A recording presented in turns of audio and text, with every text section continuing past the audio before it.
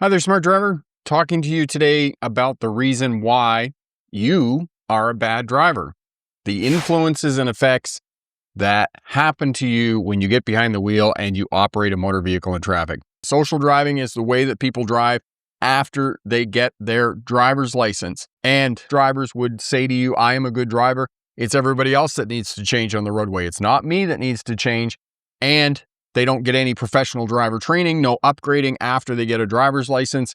And the way that they learn how to drive or become safer, smarter drivers is, or they have a crash, and then something will happen and something will motivate them to change the way that they're driving. Again, most drivers on average will have a crash once every 15 to 17 years. So they can go along for more than a decade before something will happen, or that they will say, hey, maybe I need to change my driving because something happened or I had a near miss or those types of things. Videos to have a look at: 5 defensive driving skills. Corey will put these videos up for you. And defensive driving skills for new drivers. You just got your license. Have a look at these 5 tips, and that will help you out to stay safe after you get your driver's license. So the definition of social driving is that it is the one thing that unites us regardless of race, creed, religion, politics.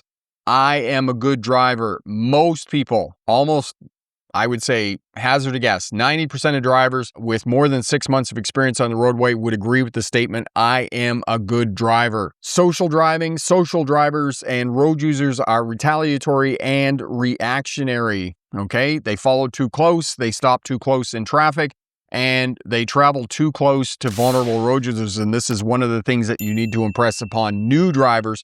And I've had to do this many, many times. They'll come around a corner, there'll be a pedestrian stepping out into the roadway, and they'll be within a foot of the pedestrian. 3 feet minimum, 1 meter from vulnerable road users, pedestrians, cyclists, motorcycle riders. And the higher the speeds, the more space you want between your vehicle and vulnerable road users on our roadways.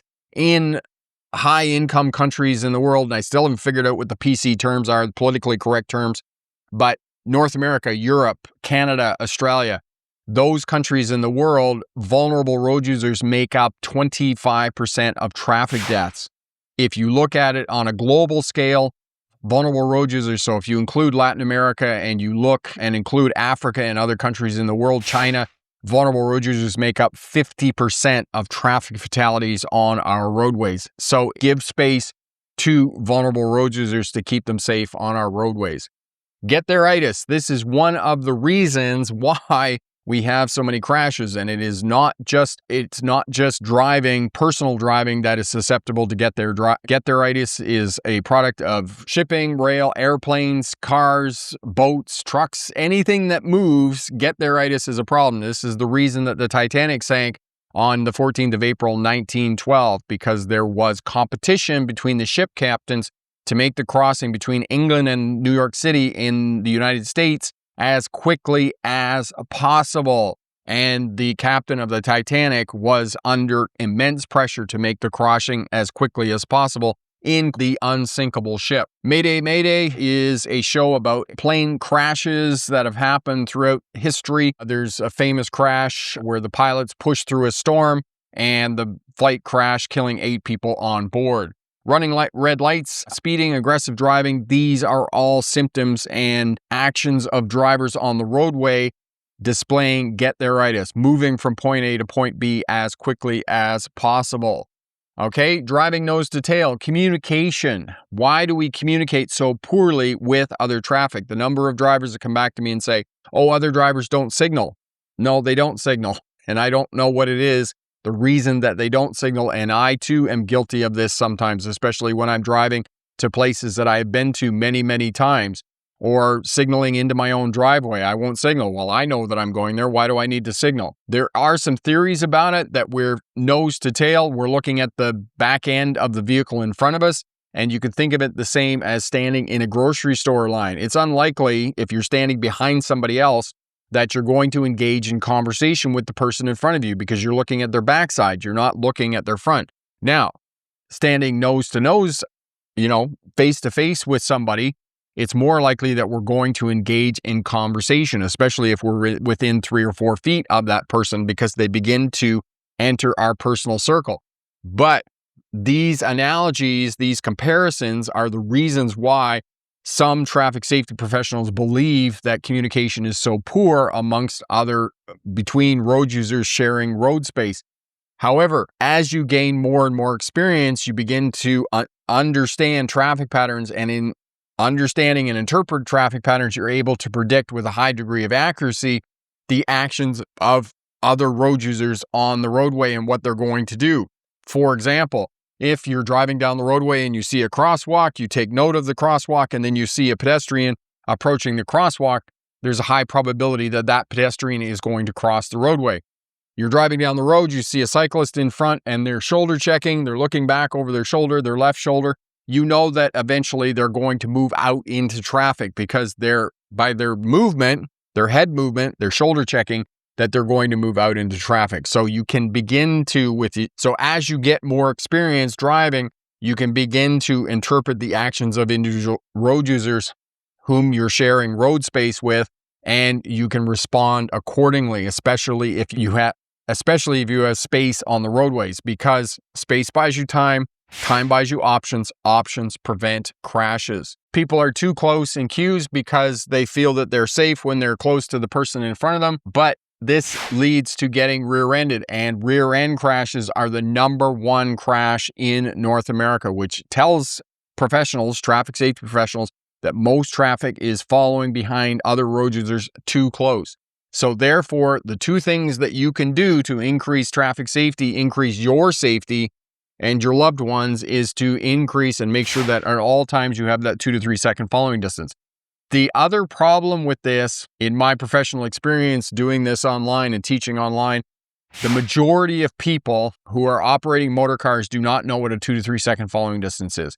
They do not know how to measure following distance in time. And you can say this until the cows come home, but they just don't get it. And there's a lot of old driver education ideas about following distance, that for every 10 kilometers or every 10 miles an hour over 30 miles an hour, you increase 1 vehicle length. Every time I see that, I'm thinking to myself, do I need to get a calculator out here, because this looks very complicated? Or, people that think that when I say 2 to 3 second following distance, there's in their head, they're thinking 2 to 3 car lengths. That's how much I need to be following the vehicle in front of me. They're not thinking about 2 to 3 second following distance as in the car in front of you goes past a fixed object. You start counting 1 Wolverine, 2 Wolverine, 3 Wolverines. And when you go past the same fixed object, that's your following distance. It's too complicated for most drivers. It's simply too complicated, and they just discard it. And in discarding it, they go back to doing what everybody else is doing on the roadway, which is following too close. I know that this gets misinterpreted, and many people do not understand a 2 to 3 second following distance. Communication, drivers fail to communicate, fail to signal. Not only do drivers fail to communicate, but other drivers fail to observe correctly and interpret traffic patterns and understand the actions of individual road users. Unpredictable actions are erratic and without warning, which is not true. You can generally tell when somebody or another road user is going to do something goofy on the roadway, but you need to be aware and you need to be tuned in to what is going on in your driving environment. In other words, you need to have situational awareness. And this is what I'll talk about next week. I'll talk about situational awareness and how to create that situational awareness depending on the driving environment that you are in. In a very short space of time, when you leave your home and you start driving out on the roadways, you could be in school driving environments where there's schools and students and pedestrians. You can move into industrial areas where you have factories and stores and other facilities that go along with industrial areas, and then you have industrial equipment, forklifts, other mechanized machines out on the roadways and those types of things, big trucks and whatnot in industrial areas. Then you get into a busy road in an urban area where there's lots of traffic, 3 or 4 lanes of traffic, turning lanes, complex intersections, and those types of things. So different kinds of driving environments. And every one of these kind of driving environments has a set of traffic patterns that lends itself to that driving environment. So if you can understand that, that too will help you to understand social driving and help you to respond accordingly to traffic as you're driving. Drivers who participate in social driving are reactionary and retaliatory. If somebody in front of them is driving too slow, they're going to tailgate them. They're going to tell them that they're number one. And if the person in front of them slows down, they're going to start honking the horn and giving the person in front of them the finger.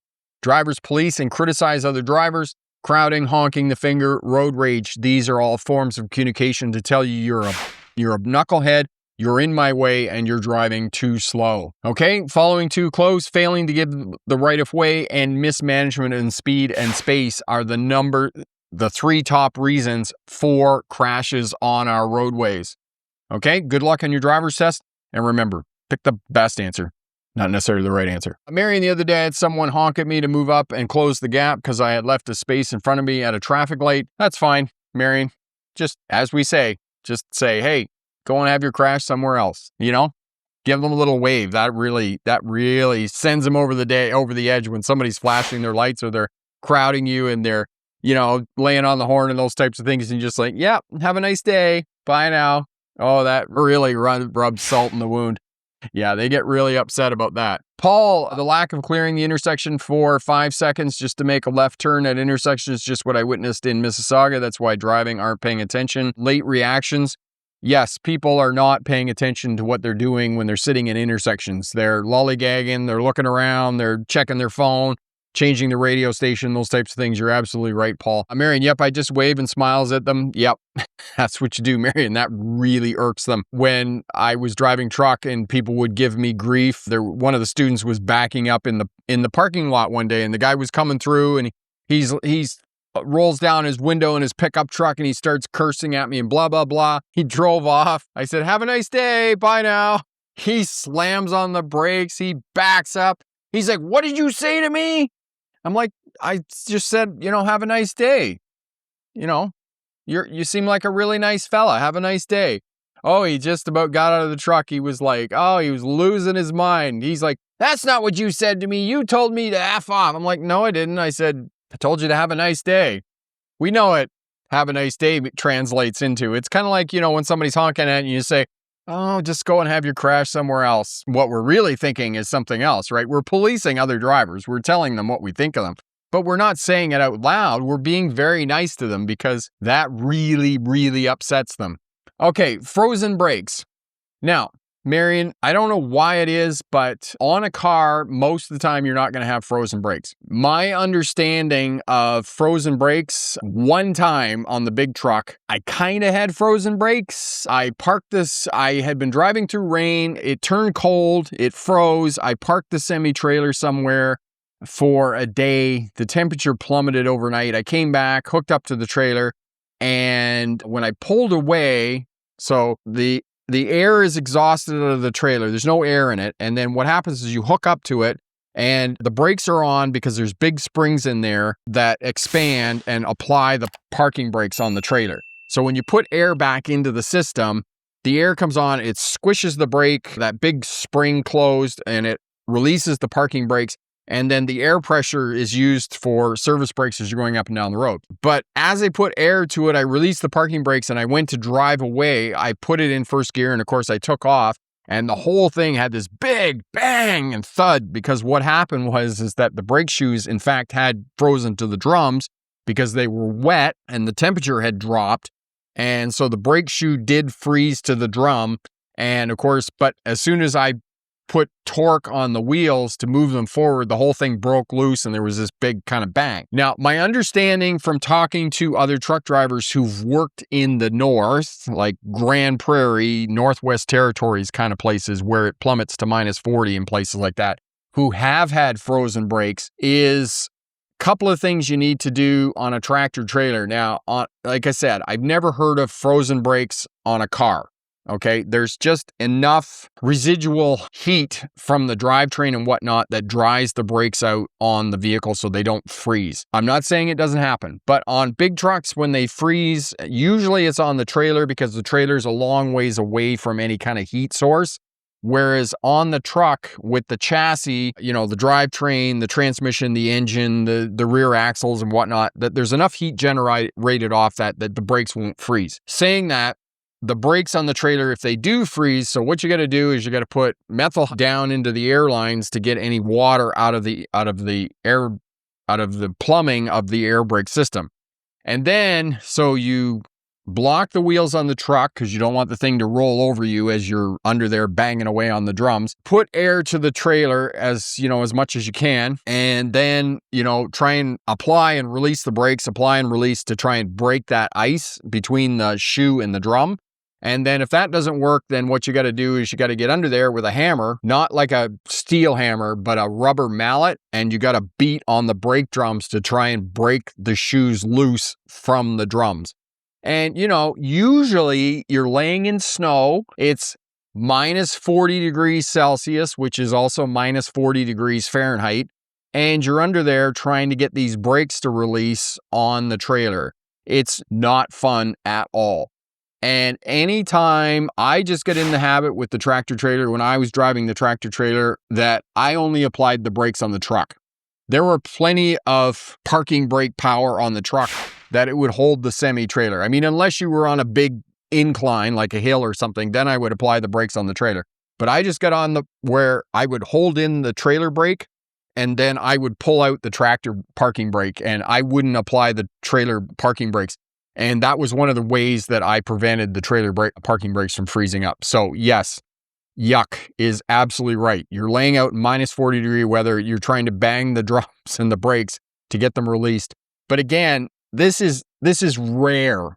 It's rare. It's not something that happens very often. It's kind of like the snowstorms going on in southwestern Ontario right now, and they're closing roads. This is not something that happens very often. Marion, is that why they have those orange tags attached to the trailer wheels so they can see if the wheels are turning? Marion, yes, exactly. That's exactly why. And what Marion's talking about is you look at the wheels on the back, there's a plastic, it's a strip of plastic. And basically what they do is it's got a hole in it. They put it under the lug nut and it comes out over the rim.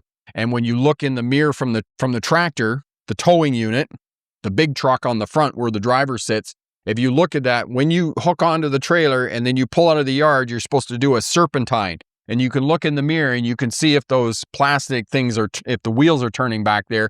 And then you do the other side and you look on the other side of the semi-trailer and you make sure that the wheels are turning. That's exactly what they're for, Marion, is to ensure that the semi-trailer tires are turning.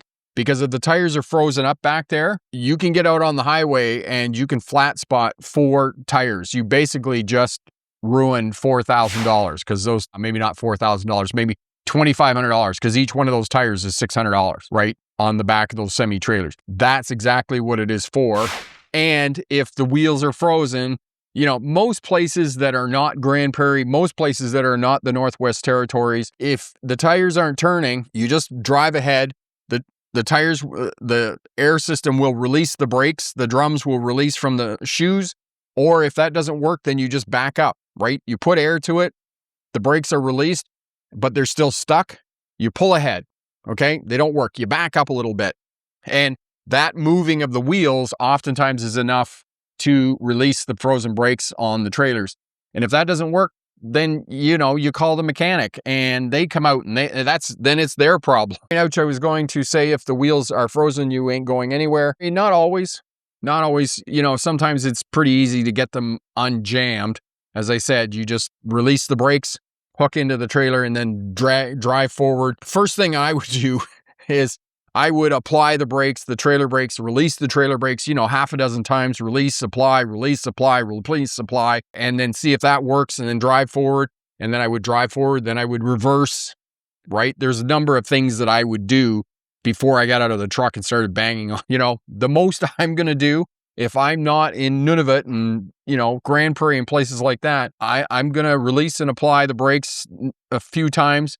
I'm going to drive forward. I'm going to slam the brakes on. I'm going to back up. I'm going to slam the brakes on. And if that doesn't work, we're calling the mobile mechanic. Come out and fix the trailer. Okay? That's what we're doing as truck drivers, especially when you work for a company.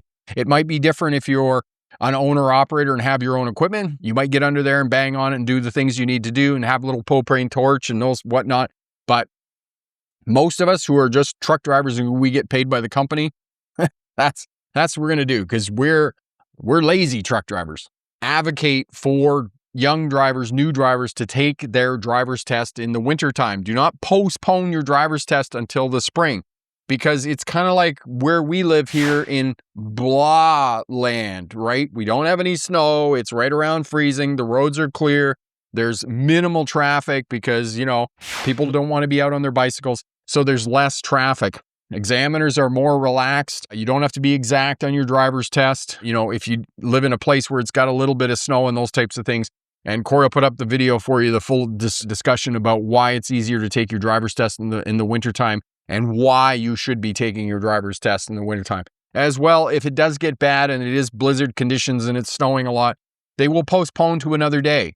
Okay, they won't take you out on your driver's test because, examiners know that you don't have a high skill level. They'll postpone it to another day when road conditions are better and for you to take your driver's test. I need to go down and I need to sit at the main intersection. This is one of the exciting things in my life, and just look at how many drivers. But just from a casual observation of looking at people, most people do not advance into the intersection. Most people, I would say that 60 to 75% of drivers actually do wait at the edge of the intersection as opposed to moving into the center of the intersection. And there are many reasons for that. And I've discussed these before in terms of left-hand turns.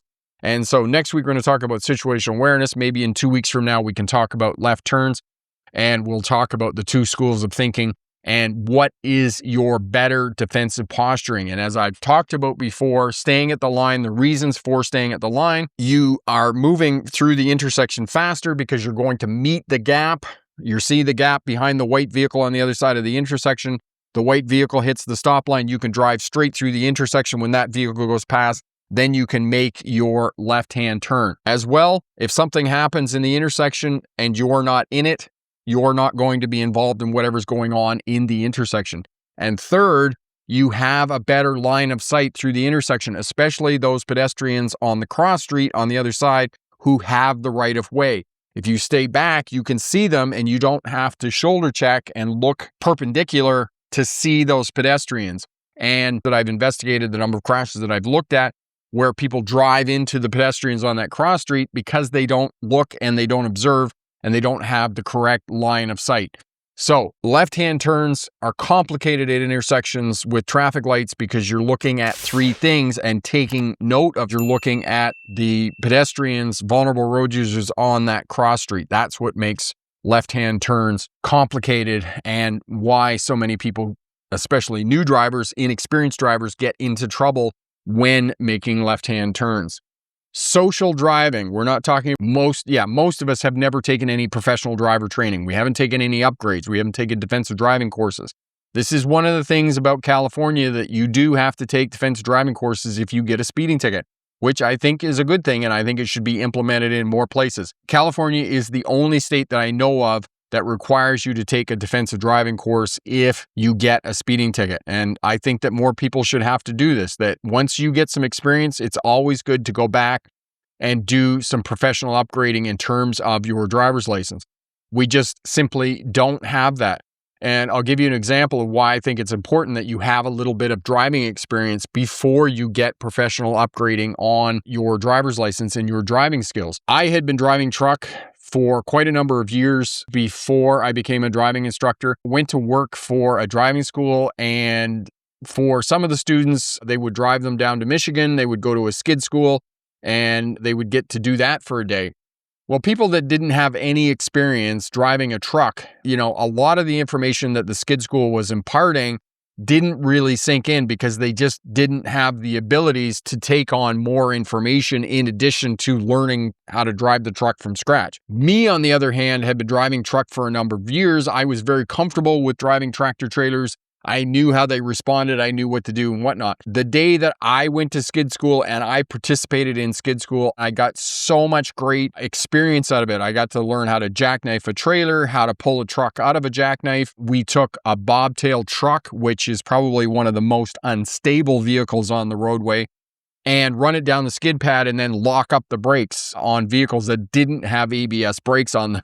And so the student that I was with, he was in the truck. He goes down the skid pad. He locks up the brakes on the tractor with no trailer on the back of it. And we went around in 3 circles, right? Whereas I was able to control it because I had enough experience driving trucks that, I knew how unstable bobtails were. That's what a truck is called without a trailer on it, a semi-truck.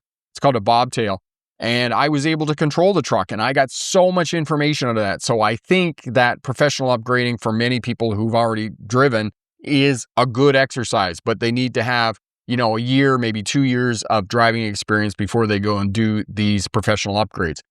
Be a safer, smarter driver by not participating in social driving. And I know that people will come back to me and say, social sounds like a gathering where we're all getting along and those types of things. No, think of it like social media. Just because we all get along and we talk on the internet and, different platforms and whatnot, we're not getting along. People are downright bitchy on some of these social media platforms. And it's the same thing with social driving. People are not getting along. And unfortunately, the number of traffic crashes that are happening on our roadways should be concerning. Keep space around your vehicle, reduce the chances of being involved in a crash, and remember, pick the best answer, not necessarily the right answer. Have a great night. Bye now.